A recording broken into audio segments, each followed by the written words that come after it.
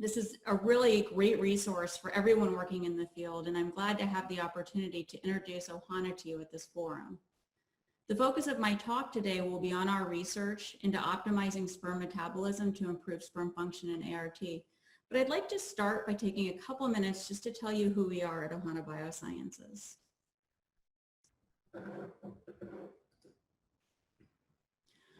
Ohana was founded in 2016 by a venture firm called Flagship Pioneering, and the goal of the company was to develop new approaches to health and medicine leveraging sperm biology. Sperm function and biology are critical in reproduction and can impact beyond just fertilization and delivering paternal DNA into the oocyte. Ohana's sperm biology platform applies cutting-edge experimental and computational approaches to interrogate sperm biology at a single cell level, recognizing that while there are millions of sperm in an ejaculate, only one fertilizes the egg. More and more data indicates that that one sperm can influence embryo development, pregnancy outcomes, and even the health of the child. We also recognize that conception and contraception are two sides of the same coin, and sperm biology offers a unique opportunity to develop safe and effective non-hormonal contraception for both men and women.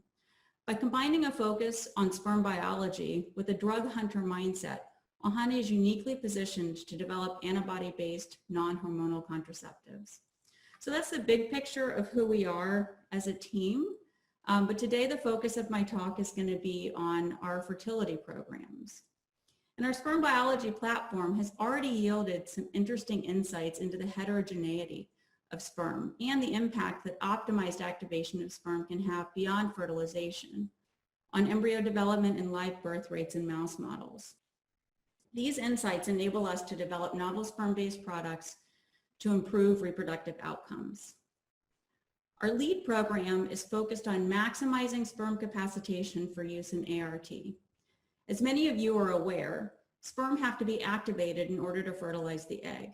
Sperm preparation for ART today involves isolating motile sperm from seminal fluid and resuspending it in media based on human tubal fluid. Yet we know that during natural conception, sperm capacitation occurs in stages as the sperm travel through the female reproductive tract, culminating in a fully capacitated sperm as it gets close to the cumulus oocyte complex. One feature of this activation is a hyperactive motility pattern, which enables the sperm to penetrate the layer of cumulus cells surrounding the egg and bind to and penetrate the zona pellucida for fertilization. One key aspect of capacitation is sperm metabolism. Sperm rely on both glycolysis and oxidative phosphorylation as they travel through the female reproductive tract and undergo capacitation, and can shift between these metabolic pathways based on the availability of energy sources. Activation of specific pathways may be necessary for different stages of capacitation. With our sperm treatment, we sequentially activate these metabolic pathways, increasing the percentage of sperm that fully capacitate, as measured by hyperactivation. So leveraging that understanding of sperm biology and how metabolic pathways influence activation, we developed an ex vivo sperm treatment for use in IVF and IUI, recognizing the ideal activation state of the sperm is different for each procedure.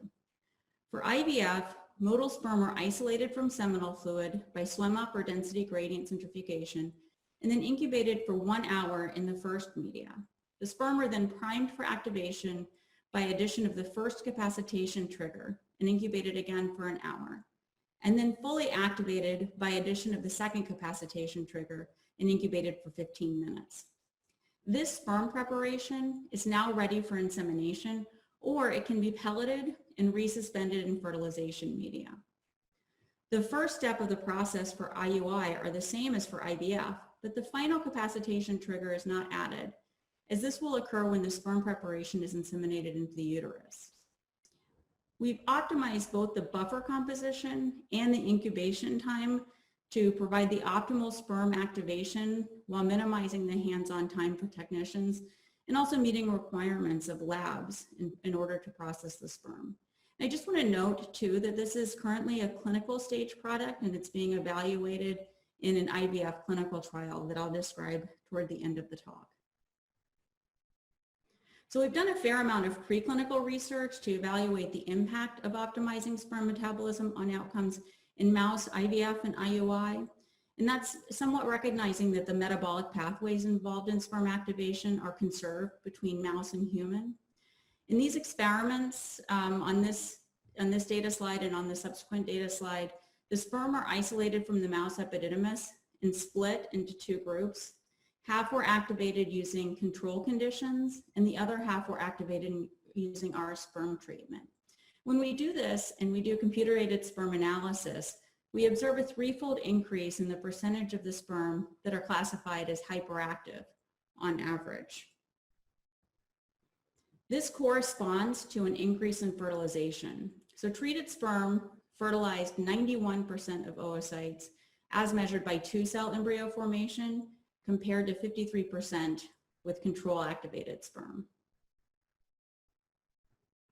Interestingly, we observed impacts beyond fertilization, as 86% of 2-cell embryos generated with treated sperm developed into blastocyst, compared to 59% of 2-cell embryos from control activated sperm, indicating that beyond just the motility phenotype of the sperm and the ability to fertilize the egg, this sperm treatment improves development of 2-cell embryos to blastocyst in this mouse system. And then when we looked at embryo transfers, so we transferred the same number of embryos generated with control activated sperm versus our treatment activated sperm, we observed a better live birth rate per embryo transfer in the treated sperm. Of the 170 embryos transferred per arm, 3-fold more embryos resulted in births compared to control. Another observation from this data set was that 100% of the female mice that had an embryo transferred from treated sperm had at least one pup, compared to 56% of control. In a mouse IUI system where sperm were primed and then inseminated, we observed 6-fold more pups born with treated sperm compared to control conditions. And 70% of females inseminated with treated sperm had pups, compared to 40% of control.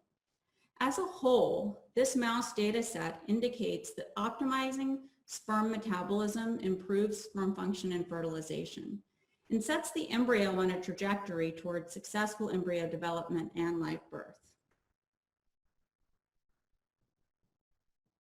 We further developed the same concept of optimizing sperm metabolism for use on human sperm. This data is video captured from computer-aided sperm analysis on sperm from a single ejaculate. Half was processed using a commercially available sperm prep reagent and half using our sperm treatment.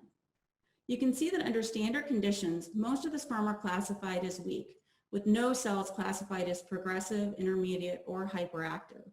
While in the treated conditions, the fraction of sperm classified as weak is reduced, and the fraction of sperm that are classified as progressive, intermediate, and hyperactive is increased.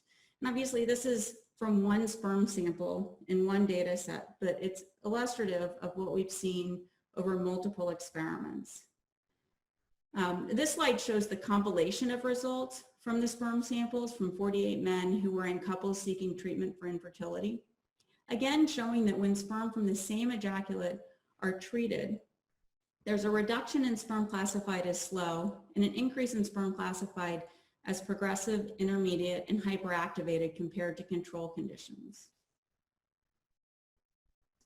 Another way to visualize this data is by looking at the individual parameters that are measured by the CASA system rather than the composite of the hyperactivated classification. Curvilinear velocity is an important feature of hyperactivated motility, and this graph shows the distribution of individual sperm cells that exhibited specific curvilinear velocities in sperm from men in our healthy donor program that are activated with control conditions, and that's shown in blue, or activated using our treatment conditions, which is shown in green. And then we also have sperm samples from men who are in couples seeking treatment for infertility, activated using control conditions, shown in orange, or activating using our treatment in red. These results demonstrate that overall, the sperm from men seeking treatment for infertility have lower VCL than healthy donors when activated with control conditions. With treatment, the distribution of VCL in the samples from men seeking treatment for infertility is much closer to healthy donors. And we even see an increase in VCL in sperm from healthy men with treatment compared to control. Additionally, we observed at least a 25% increase in sperm exhibiting hyperactive and intermediate motility in 90% of the samples tested from men and couples seeking treatment for infertility, indicating a response in most samples. Finally, we were interested to understand any literature on human sperm motility parameters and success in IVF. On the right-hand side, there's some data from a paper on 150 couples undergoing IVF, where the authors evaluated a number of sperm parameters in couples that achieved a pregnancy versus those that didn't, and one of which was hyperactive motility.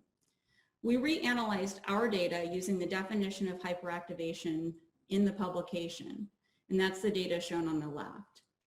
And what we show in using that definition is that with control conditions, on average, 7.5% of sperm hyperactivate, compared to 17.5% when the sperm are treated. In the published data, this level of hyperactivation is correlated with achieving a pregnancy. However, we want to generate our own data in a robust, blinded clinical study. For this study, we have focused on the in vitro portion of an IVF cycle, which gives us the opportunity for a split insemination design in which sperm is isolated and half is treated with a standard sperm preparation and half with our treatment. And then eggs are randomly assigned to the control or treatment arm. Fertilization rate and embryo development are assessed with the number of high-quality euploid blastocysts per mature oocyte as the primary endpoint. We'll follow subjects for pregnancy and live birth outcomes as well. With 83 couples, the study has over 80% power to detect a mean difference between groups of one high-quality euploid blastocyst per 10 oocytes retrieved using a paired analysis. As of now, we have more than 95% of patients that have completed the main part of the study, and we anticipate results from that main portion of the study by the end of this year. In summary, we have developed a new approach to activating sperm for ART by optimizing how the metabolic pathways in sperm are activated ex vivo, and show that in mouse models, this results in improved fertilization, blastocyst development, and live birth rates. In preclinical studies on human sperm, this optimized activation of sperm metabolism restores a normal motility phenotype in samples from men seeking treatment for infertility. The observed increase in hyperactivation with our sperm treatment should be sufficient to improve pregnancy rates based on published data. And we're currently testing this in a clinical trial to evaluate impact on the number of high-quality embryos from an IVF cycle. Before concluding, I want to acknowledge the team at Ohana that has been instrumental to advancing the program, and specifically several of my current and former colleagues who have led the research and clinical development for this program. Felipe Navarrete is a senior scientist at Ohana and an expert in sperm capacitation, and he's led the discovery and early development for this program. Shannon Rainsford and Joe Broncoli, who have both moved on to pursue graduate degrees, were critical in generating key pieces of data that helped us make decisions early on in this program. Melissa Pazuyak is a scientist at Ohana and an excellent in vivo biologist who has supported generation of data to support this program. And I also just want to acknowledge the leadership of Eric Furfine, our CSO. And then of course, the research team develops the idea and the science behind something, and then it's instrumental to have an excellent clinical team to hand off to. And so I just want to acknowledge our CSO, Romero Castro Santa Maria, our head of clinical, Alka Bataki, and Shalise Bush, who's been a key player in making sure that our protocol is strong and executed well at clinical sites. Thank you for that